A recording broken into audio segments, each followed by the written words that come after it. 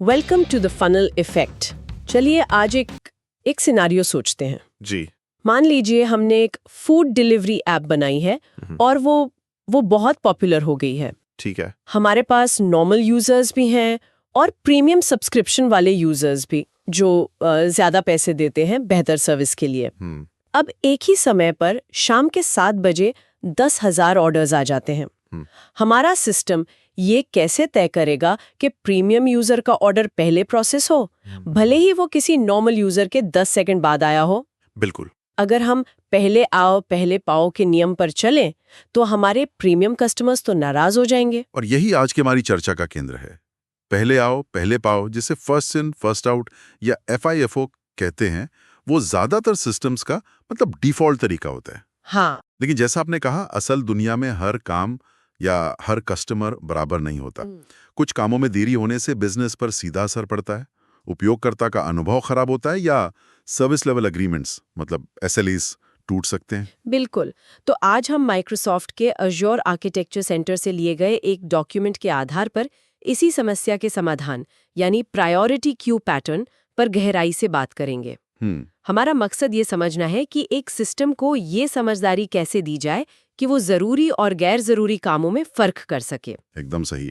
ये पैटर्न उन एप्लीकेशंस के लिए बहुत जरूरी है जहां अलग अलग तरह के टास्क्स को संभालना होता है। अच्छा। सोर्स के मुताबिक इसकी जरूरत मुख्य रूप से 3 स्थितियों में पड़ती है। पहली तो जैसे हमारे फूड डिलीवरी ऐप के उदाहरण में है, जब अलग अलग अर्जेंसी और इंपॉर्टेंस वाले टास्क को हैंडल करना हो। जैसे प्रीमियम यूजर का ऑर्डर प्रोसेस करना अर्जेंट है, लेकिन उसे बाद में प्रमोशनल ऑफर का ईमेल भेजना वो उतना अर्जेंट नहीं है। दोनों काम सिस्टम के लिए टास्क हैं, पर उनकी प्रायोरिटी अलग है। ये तो बिल्कुल साफ है। और दूसरी स्थिति? दूसरी स्थिति तब आती है जब आपको अलग अलग ग्राहकों को अलग अलग सर्विस लेवल्स की गारंटी देनी होती है। ओके। मान लीजिए आपकी ऐप एक B2B सर्विस है, जहां गोल्ड टियर ग्राहकों को सिल्वर टियर ग्राहकों के मुकाबले बेहतर परफॉर्मेंस का वादा किया गया है। यहाँ प्रायोरिटी क्यू ये सुनिश्चित करता है कि गोल्ड टियर ग्राहकों की रिक्वेस्ट्स को हमेशा पहले उठाया जाए। यानी ये सिर्फ टास्क के टाइप पर ही नहीं बल्कि टास्क कौन भेज रहा है इस पर भी निर्भर करता है। दिलचस्प है। और तीसरा पॉइंट सिस्टम के अपने अंदरूनी कामों से जुड़ा है। कई बार एप्लीकेशन को कुछ काम तुरंत करने होते हैं, जबकि कुछ काम बाद में जब सिस्टम पर लोड कम हो तब भी किए जा सकते हैं। जैसे रियल टाइम में ऑर्डर स्टेटस अपडेट करना एक हाई प्रायोरिटी काम है, लेकिन रात में डेली सेल्स रिपोर्ट बनाना एक लो प्रायोरिटी काम हो सकता है। ठीक है। तो समस्या और उसकी जरूरत तो समझ आ गई। अब बात करते हैं इसे लागू करने की। माइक्रोसॉफ्ट का डॉक्यूमेंट इसके क्या तरीके बताता है? क्या इसका कोई एक स्टैंडर्ड तरीका है? नहीं, सोर्स में मुख्य रूप से 2 अप्रोचेस बताए गए हैं। पहला है सिंगल क्यू अप्रोच, जो सुनने में काफी सीधा लगता है, और दूसरा है मल्टीपल क्यूज अप्रोच, जिसमें थोड़ी ज्यादा कॉम्प्लेक्सिटी होती है। अच्छा, यहीं पर यह विषय सच में दिलचस्प हो जाता है। सिंगल क्यू अप्रोच, ये तो सुनने में बहुत आसान लग रहा है। मतलब एक ही लाइन में सब कुछ डाल दो। हाँ, एक तरह से। इस अप्रोच में प्रोड्यूसर यानी मैसेज भेजने वाली एप्लीकेशन सारे मैसेजेस को एक ही क्यू में भेजती है। लेकिन हर मैसेज के साथ एक प्रायोरिटी टैग लगा दिया जाता है, जैसे 1 सबसे जरूरी से लेके 5 सबसे कम जरूरी। ओके। अब यहाँ असली जादू क्यूइंग सिस्टम के अंदर होता है। उसे इतना स्मार्ट होना चाहिए कि वो इन प्रायोरिटीज को समझ सके और मैसेजेस को अपने अंदर रीऑर्डर कर सके। मतलब कंज्यूमर जो मैसेजेस को प्रोसेस करता है, जब भी क्यू से अगला मैसेज मांगेगा, क्यू उसे हमेशा सबसे हाई प्रायोरिटी वाला मैसेज ही देगी, भले ही वो क्यू में सबसे आखिर में क्यों ना आया हो। बिल्कुल। सारा इंटेलिजेंस क्यू के अंदर ही होता है। प्रोड्यूसर का काम बस प्रायोरिटी सेट करना है और कंज्यूमर का काम बस क्यू से अगला मैसेज उठाना है। तो उसे चिंता करने की जरूरत नहीं? बिल्कुल नहीं। लेकिन इसका एक पहलू ये भी है कि आपको एक ऐसे क्यूइंग सर्विस की जरूरत होगी जो प्रायोरिटी को सपोर्ट करती हो, और ये हमेशा उपलब्ध नहीं होती या ज्यादा महंगी हो सकती हैं। तो एक ही क्यू में प्रायोरिटी मैनेज करना तो समझ आता है, लेकिन सोर्स में एक और अप्रोच का जिक्र है, मल्टीपल क्यूज। क्या इससे समस्या और आसान हो जाती है या हम बेवजह अपनी कॉम्प्लेक्सिटी बढ़ा रहे हैं? ये एक बहुत अच्छा सवाल है। मल्टीपल क्यूज अप्रोच में हम हर प्रायोरिटी लेवल के लिए एक अलग डेडिकेटेड क्यू बना देते हैं। अच्छा। जैसे हमारी फूड डिलीवरी ऐप के लिए एक प्रीमियम ऑर्डर्स क्यू और एक नॉर्मल ऑर्डर्स क्यू। ठीक है। यहाँ प्रोड्यूसर को ये फैसला लेना होता है कि मैसेज को उसकी प्रायोरिटी के आधार पर किस क्यू में भेजना है। इससे तो प्रोड्यूसर का काम थोड़ा बढ़ गया। हाँ, लेकिन इससे हमें कंज्यूमर्स को मैनेज करने में बहुत ज़्यादा फ्लेक्सिबिलिटी मिल जाती है।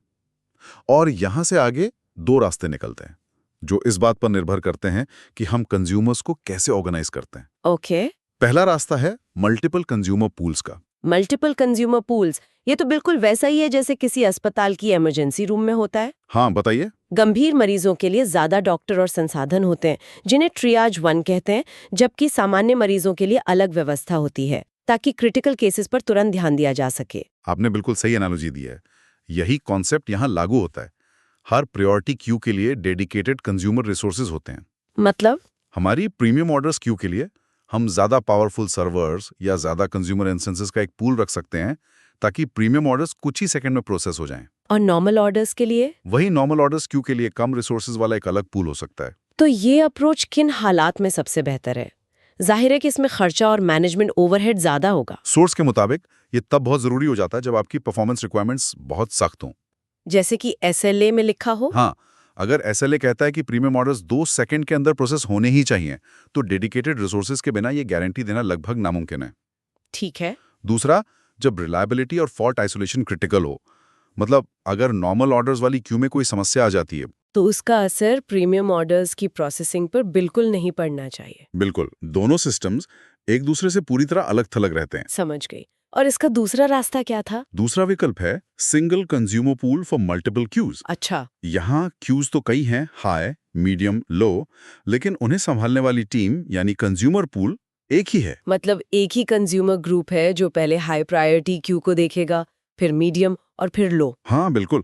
कंज्यूमर का लॉजिक इस तरह लिखा जाता है कि वो पहले सबसे हाई प्रायोरिटी वाली क्यू को चेक करता है। जब तक उसमें मैसेजेस हैं, वो वहीं से प्रोसेस करता रहता है। वो निचली प्रायोरिटी की क्यूज की तरफ देखेगा भी नहीं? नहीं, जब हाई प्रायोरिटी क्यू पूरी तरह से खाली हो जाती है, तभी वो मीडियम प्रायोरिटी क्यू की तरफ जाता है और इसी तरह आगे बढ़ता है। लेकिन इसमें तो एक बहुत बड़ा खतरा है। हाँ, अगर हाई प्रायोरिटी मैसेजेस मतलब लगातार आते ही रहे तो लो प्रायोरिटी मैसेजेस उनको तो प्रोसेस होने का मौका ही नहीं मिलेगा। वो तो हमेशा के लिए अटके रह सकते हैं। बिल्कुल, इसे स्टार्वेशन कहते हैं, है ना? आपने बिल्कुल सही पकड़ा है। ये इस अप्रोच का सबसे बड़ा रिस्क है, स्टार्वेशन या भूखमरी। इमेजिन कीजिए कि शाम 7 से 10 बजे तक, जो पीक टाइम है, प्रीमियम ऑर्डर्स लगातार आते रहते हैं। तो हो सकता है कि नॉर्मल ऑर्डर्स को रात 10 बजे के बाद ही प्रोसेस होने का मौका मिले। इससे तो नॉर्मल यूजर्स का एक्सपीरियंस बहुत खराब हो सकता है। ये तो एक बड़ी समस्या हो सकती है। बिल्कुल हो सकती है। तो फिर इस अप्रोच का इस्तेमाल कब करना समझदारी है, जब इसमें इतना बड़ा रिस्क है? देखिए, ये अप्रोच मैनेजमेंट में आसान है, क्योंकि आपको सिर्फ एक ही कंज्यूमर पूल को मैनेज और स्केल करना होता है। अच्छा, इंफ्रास्ट्रक्चर की कॉम्प्लेक्सिटी कम हो जाती है। हाँ, और ये तब उपयोगी है जब हाई और लो प्रायोरिटी टास्क को प्रोसेस करने का लॉजिक लगभग एक जैसा हो। अगर प्रीमियम और नॉर्मल दोनों तरह के ऑर्डर्स को प्रोसेस करने का कोड मान लीजिए 90% सेम है, तो 2 अलग-अलग कंज्यूमर पूल्स मेंटेन करना शायद जरूरी ना हो। ठीक है, तो अब जब हमें दोनों अप्रोचेस के फायदे और नुकसान पता है, तो अगर किसी को ये पैटर्न इम्प्लीमेंट करना हो, तो सोर्स के हिसाब से क्या मुख्य बातें ध्यान में रखनी चाहिए? सोर्स में कुछ बेहतरीन सुझाव दिए गए हैं, और अगर इन्हें 3 मुख्य सिद्धांतों में बांटा जाए तो वो होंगे। पहला, अपनी प्राथमिकता को परिभाषित करें। Define your priority. ओके। दूसरा, संसाधनों को गतिशील रखें। Keep resources dynamic. और तीसरा, किसी भी काम को हमेशा के लिए नजरअंदाज ना होने दें। Never let a task starve. ये तो बहुत अच्छे से फ्रेम किया है। चलिए पहले सिद्धांत से शुरू करते हैं। अपनी प्राथमिकता को परिभाषित करें। इसका मतलब है कि सिर्फ हाई और लो कहना काफी नहीं है। आपको बिजनेस के हिसाब से इसे क्वांटिफाई करना होगा। जैसे हाई प्रायोरिटी का मतलब है कि टास्क 10 सेकंड के अंदर प्रोसेस होना चाहिए, और लो प्रायोरिटी का मतलब है कि टास्क 1 घंटे तक इंतजार कर सकता है। ये परिभाषाएं आपको ये तय करने में मदद करेंगी कि किस क्यू के लिए कितने रिसोर्सेज चाहिए। ठीक है। और दूसरा सिद्धांत, संसाधनों को गतिशील रखें। इसका मतलब है कि कंज्यूमर पूल्स को क्यू के लंबाई के आधार पर डायनामिकली स्केल करना चाहिए। अगर आपकी हाई प्रायोरिटी क्यू में अचानक बहुत सारे मैसेजेस आ जाएं, जैसे किसी फेस्टिवल सेल के दौरान, तो सिस्टम को ऑटोमेटिकली और कंज्यूमर्स ऐड करने चाहिए, ताकि बैकलॉग तेजी से क्लियर हो सके। बिल्कुल। और जब लोड कम हो जाए तो फालतू कंज्यूमर्स को हटा देना चाहिए, ताकि कॉस्ट बचे। तो जब हम कहते हैं कि कंज्यूमर पूल्स को स्केल करना चाहिए, क्या इसका मतलब वही है जिसे कंपीटिंग कंज्यूमर्स पैटर्न कहते हैं, जहां एक ही काम के लिए कई कंज्यूमर्स होल्ड लगाते हैं? बिल्कुल, आपने एक बहुत ही जरूरी पैटर्न का जिक्र किया है। कंपीटिंग कंज्यूमर्स पैटर्न का मतलब ही यही है कि एक ही क्यू को एक से ज्यादा कंज्यूमर सुनते हैं। ऐसा थ्रूपुट यानी काम करने की रफ्तार को बढ़ाने के लिए किया जाता है। मान लीजिए आपकी प्रीमियम ऑर्डर्स क्यू में हर मिनट 1000 ऑर्डर्स आ रहे हैं और एक कंज्यूमर सिर्फ 100 ऑर्डर्स प्रोसेस कर सकता है, तो आपको कम से कम 10 कंज्यूमर्स का एक पूल चाहिए होगा जो एक साथ काम करें और क्यू को खाली रखें। बहुत बढ़िया, ये तो बहुत अच्छे से जुड़ गया। अब आते हैं तीसरे सिद्धांत पर, किसी भी काम को हमेशा के लिए नजरअंदाज न होने दें। ये तो सीधे सीधे स्टार्वेशन की समस्या का समाधान लग रहा है। हाँ, ये उसी के लिए है। सोर्स एक बहुत ही स्मार्ट तरीका सुझाता है जिसे एजिंग कहते हैं। एजिंग? हाँ, इसका मतलब है कि सिस्टम में ऐसा मैकेनिज्म डालें कि जो मैसेजेस बहुत देर से क्यू में पड़े हैं उनकी प्रायोरिटी अपने आप बढ़ जाए। अच्छा। मान लीजिए कोई नॉर्मल ऑर्डर 1 घंटे से लो प्रायोरिटी क्यू में पड़ा है, तो सिस्टम उसे ऑटोमेटिकली मीडियम प्रायोरिटी क्यू में मूव कर सकता है या उसकी प्रायोरिटी प्रॉपर्टी को अपडेट कर सकता है। ये सुनने में तो स्मार्ट लगता है, लेकिन क्या एजिंग मैकेनिज्म सिस्टम को अननेसेसरीली कॉम्प्लेक्स नहीं बना देता? क्या इसका कोई डाउन साइड है? हो सकता है कि कोई मैसेज जिसे वाकई लो प्रायोरिटी रहना चाहिए था, वो बूढ़ा होकर हाई प्रायोरिटी बन जाए और जरूरी काम में रुकावट डाले। आपका सवाल बिल्कुल जायज है। ये कॉम्प्लेक्सिटी जरूर बढ़ाता है। आपको हर मैसेज का एज ट्रैक करना होगा और उसे प्रमोट करने का लॉजिक लिखना होगा। और इसका डाउनसाइड ये हो सकता है कि अगर आपकी एजिंग पॉलिसी बहुत एग्रेसिव है, तो लो प्रायोरिटी आइटम्स बहुत जल्दी हाई प्रायोरिटी बन सकते हैं और सिस्टम के ओवरऑल परफॉर्मेंस को प्रभावित कर सकते हैं। तो इसे बहुत ध्यान से डिजाइन करना पड़ता है। हाँ, ये एक ट्रेड ऑफ है, कॉम्प्लेक्सिटी वर्सेस फेयरनेस। ये बिल्कुल साफ हो गया। सोर्स में एज्योर वेल आर्किटेक्टेड फ्रेमवर्क का भी जिक्र था। ये पैटर्न उस फ्रेमवर्क के सिद्धांतों के साथ कैसे मेल खाता है? हाँ, ये पैटर्न 2 मेन पिलर्स को बहुत अच्छे से सपोर्ट करता है। पहला है रिलायबिलिटी। रिलायबिलिटी? ठीक है, बिजनेस प्रायोरिटी के आधार पर कामों को अलग अलग करके आप अपने रिलायबिलिटी एफर्ट्स जैसे कि मॉनिटरिंग, अलर्ट्स और फेलियर रिकवरी को सबसे क्रिटिकल कामों पर फोकस कर सकते हैं, ताकि सबसे जरूरी काम हमेशा होता रहे। बिल्कुल। आप ये सुनिश्चित कर सकते हैं कि आपका सबसे जरूरी काम यानी प्रीमियम ऑर्डर्स हमेशा रिलायबल तरीके से हो, भले ही सिस्टम के दूसरे हिस्सों में कोई समस्या हो। और दूसरा पिलर जो शायद परफॉर्मेंस से जुड़ा होगा? बिल्कुल, दूसरा पिलर है परफॉर्मेंस एफिशिएंसी। इसी तरह आप अपने परफॉर्मेंस एफर्ट्स को सबसे ज्यादा टाइम सेंसिटिव कामों पर फोकस कर सकते हैं। मतलब बेस्ट रिसोर्सेज सबसे जरूरी काम के लिए। एग्जैक्टली। आप अपने बेस्ट रिसोर्सेज, सबसे एफिशिएंट कोड और स्केलिंग स्ट्रैटेजीज को उन टास्क के लिए रिजर्व कर सकते हैं जिन्हें सबसे तेज परफॉर्मेंस की जरूरत है। इससे पूरा वर्कलोड एफिशिएंटली काम करता है। क्या सोर्स में इसका कोई रियल वर्ल्ड एग्जाम्पल भी दिया गया है जिससे ये सब और साफ हो जाए? हाँ, गिटहब पर एक एग्जाम्पल है जो एज्योर सर्विस बस का इस्तेमाल करता है। आर्किटेक्चर बहुत सीधा और साफ है। एक एप्लीकेशन है जो प्रोड्यूसर का काम करती है। ये हाई या लो प्रायोरिटी वाले मैसेजेस बनाती है। ठीक है। फिर 2 एज्योर सर्विस बस क्यूज हैं, एक हाई के लिए और एक लो के लिए। प्रोड्यूसर मैसेज की प्रायोरिटी देखकर उसे सही क्यू में भेजता है। और कंज्यूमर्स के लिए क्या सेटअप है? यहाँ पर multiple queues with multiple consumer pools का अप्रोच इस्तेमाल किया गया है। अच्छा, डेडिकेटेड कंज्यूमर्स। हाँ, हर क्यू के लिए एक डेडिकेटेड कंज्यूमर है जो एज्योर फंक्शंस ऐप के रूप में इंप्लीमेंट किया गया है। एज्योर फंक्शंस, ये तो एक अच्छा विकल्प है। बहुत अच्छा, क्योंकि वो इवेंट ड्रिवन और सर्वलेस होते हैं। मतलब जब भी क्यू में कोई नया मैसेज आता है, फंक्शन अपने आप ट्रिगर हो जाता है, और जब कोई मैसेज नहीं होता तो आप किसी रिसोर्स के लिए पे नहीं करते। और एक फंक्शन सिर्फ हाई क्यू से पढ़ता है और दूसरा सिर्फ लो से? बिल्कुल। ये पैटर्न का एक बहुत ही क्लियर और प्रैक्टिकल इंप्लीमेंटेशन दिखाता है। अब ये पूरी तरह से समझ आ रहा है। एक आखिरी सवाल। पूछिए। क्या होता अगर हमारी फूड डिलीवरी ऐप पर अचानक कोई बहुत बड़ी सेल आ जाती और सिस्टम पर लाखों रिक्वेस्ट्स एक साथ आने लगती?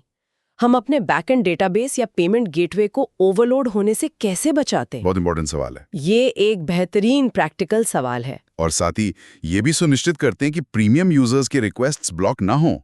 ये हमें एक और जुड़े हुए पैटर्न पर लाता है जिसका जिक्र सोर्स में है, थ्रॉटलिंग पैटर्न। थ्रॉटलिंग रूल करना ताकि आपका डाउनस्ट्रीम सिस्टम जैसे डेटाबेस ओवरलोड ना हो। क्यूज थ्रॉटलिंग को इंप्लीमेंट करने का एक बहुत अच्छा तरीका है। कैसे? आप सारी रिक्वेस्ट्स को पहले एक क्यू में डालते हैं और फिर कंज्यूमर्स एक स्टेडी रेट पर उन्हें प्रोसेस करते हैं, जिसे आपका बैकएंड संभाल सके। और प्रायोरिटी क्यू इसमें कैसे मदद करता है? आप थ्रॉटलिंग को प्रायोरिटी क्यू के साथ जोड़ सकते हैं। आप ये नियम बना सकते हैं कि भले ही सिस्टम पर कितना भी लोड हो, प्रीमियम यूजर्स की रिक्वेस्ट्स कभी थ्रॉटल नहीं होंगी। वो हमेशा हाई प्रायोरिटी क्यू से तुरंत प्रोसेस होंगी। और नॉर्मल यूजर्स की रिक्वेस्ट्स? जबकि नॉर्मल यूजर्स की रिक्वेस्ट्स को लो प्रायोरिटी क्यू में इंतजार करना पड़ सकता है और उन्हें एक नियंत्रित दर पर प्रोसेस किया जाएगा। इससे आप सिस्टम को स्टेबल भी रखते हैं और अपने सबसे वैल्यूएबल कस्टमर्स को बेस्ट एक्सपीरियंस भी देते हैं। तो कुल मिलाकर प्रायोरिटी क्यू पैटर्न सिर्फ पहले आओ पहले पाओ के सरल नियम से आगे बढ़कर सिस्टम को सबसे जरूरी क्या है पर फोकस करने का एक बहुत पावरफुल तरीका देता है। ये मॉडर्न एप्लीकेशंस में परफॉर्मेंस, रिलायबिलिटी और यूजर सेटिस्फैक्शन के बीच संतुलन बनाने के लिए बेहद जरूरी है। बिल्कुल। और ये हमें एक बहुत ही महत्वपूर्ण सवाल पर लाके छोड़ता है, जो टेक्नोलॉजी से ज्यादा बिजनेस स्ट्रैटेजी का है। अच्छा। कि एक सिस्टम को डिजाइन करते समय बिजनेस की चाहतों, वांट्स और असल में क्रिटिकल जरूरतों, नीड्स के बीच सही प्रायोरिटी को कैसे डिफाइन किया जाए। हाँ, ये तो है। क्योंकि अनुभव बताता है कि जब स्टेक होल्डर से पूछा जाता है तो उनके लिए सब कुछ ही हाई प्रायोरिटी होता है। सब कुछ अर्जेंट है, सब कुछ इम्पोर्टेंट है। एग्जैक्टली। तो जब सब कुछ ही हाई प्रायोरिटी बन जाता है तो असल में कुछ भी प्रायोरिटी नहीं रहता है। इस चुनौती को कैसे बैलेंस किया जाए, ये सोचने वाली बात है। Thank you for watching the funnel effect.